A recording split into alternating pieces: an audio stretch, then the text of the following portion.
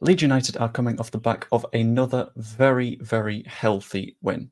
3-0, fantastic. And we genuinely thought that Coventry could have been the stumbling block in this stage of the season. They're a decent side, they were playing below their expectations, and if we were to drop points, this would be a potential place to do that, but we didn't. We won 3-0, and with a fairly impressive performance that, in my opinion, leaves just one question.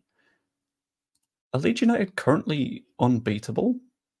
Obviously, no, that isn't the case, but stick with me here. I'm going to talk through the side's strengths, weaknesses, and where any potential losses could come in the coming weeks and months. But before I do that, like and subscribe, and you can even become a channel member. It'd be great.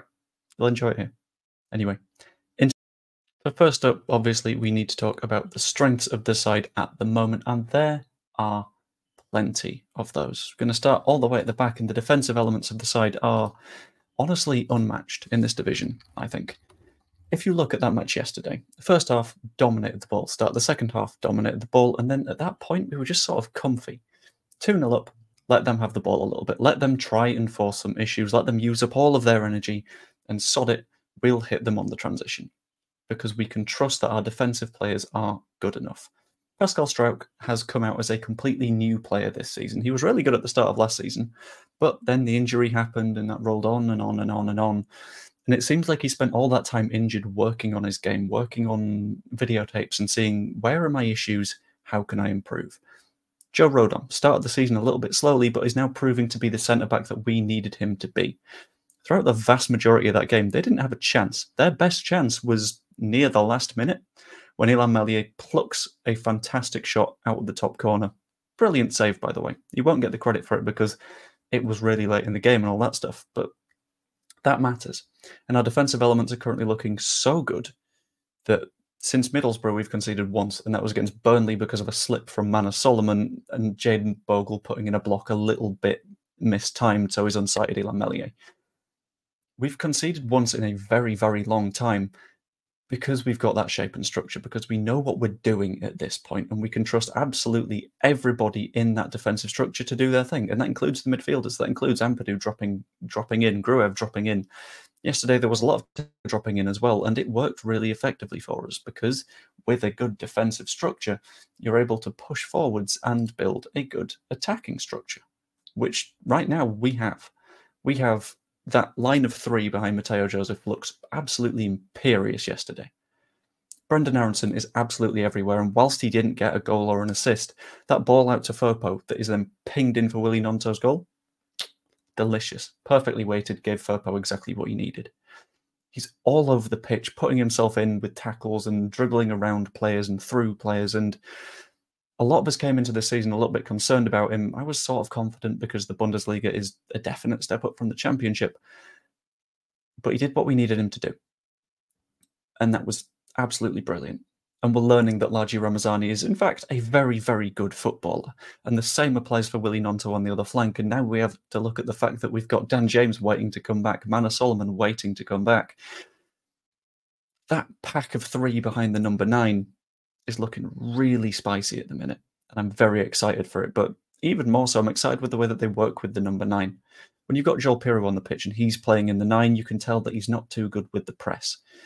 At the moment, that line of 3 with Mateo Joseph that are happy to interchange with each other and move about and press in various different places across the pitch to make sure that they're in trouble. Early on in that match yesterday, we noticed that their keeper's long balls really bad. So, to an increasing degree, it was a case of, okay, build a pressing trap where the ball has to go back to their keeper, then press the hell out of him, they'll try a long ball, and it'll just come back to us.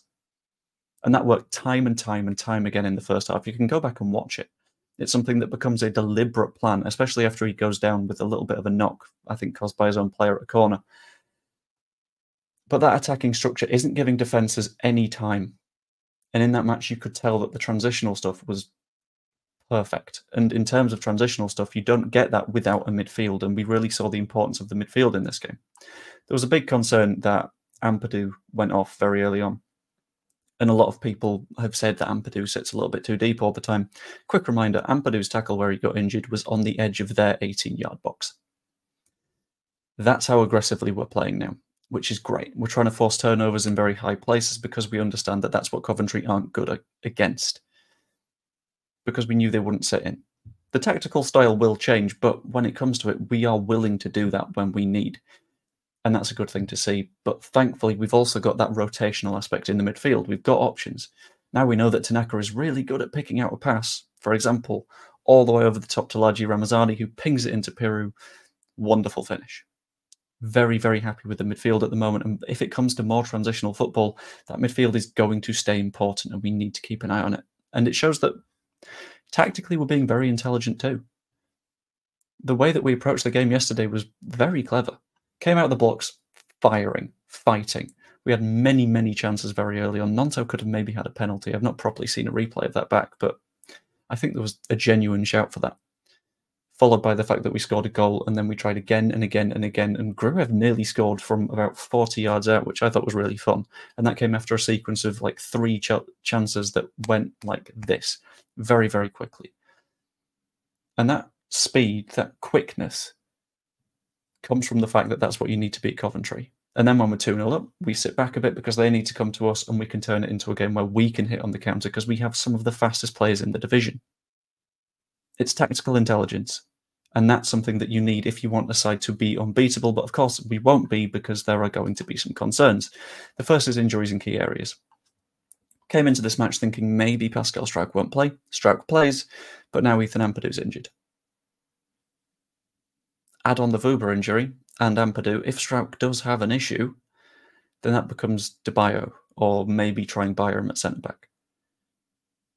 That's the sort of thing that can kill off a winning run, which I think we are very, very potentially likely to go on right now. Because we have the quality, we have the skill, we have the players. I don't see why we wouldn't be able to. Unless we're hit by injuries. I don't think we play Ethan Ampadu against Norwich, unless he is genuinely fine. It was just a dead leg, something like that.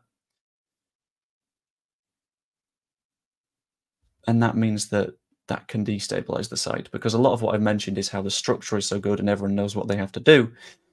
If that goes away, then the concerns start to kick in.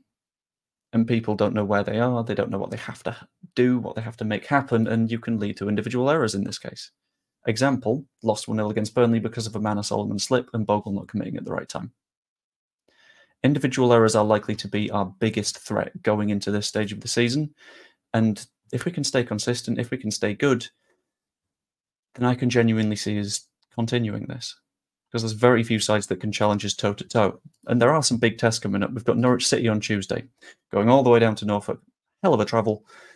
And hopefully we can grab all 3 points, especially because someone that I work with is a Norwich fan and will be in the ground. It'd be very funny to laugh at him after that.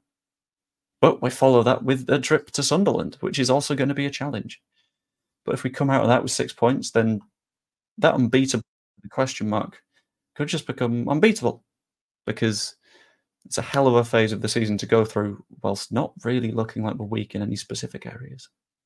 Either way, I wouldn't say we're unbeatable, but I'd say we are looking very, very good at the moment.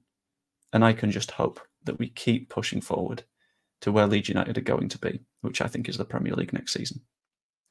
Either way, as always, that's what I think. Let me know what you think in the comments down below. Like the video if you enjoyed. Subscribe if you're not yet. That's always really appreciated. You can even become a channel member. It means getting videos like this one a few hours early because I tend to pre-record them.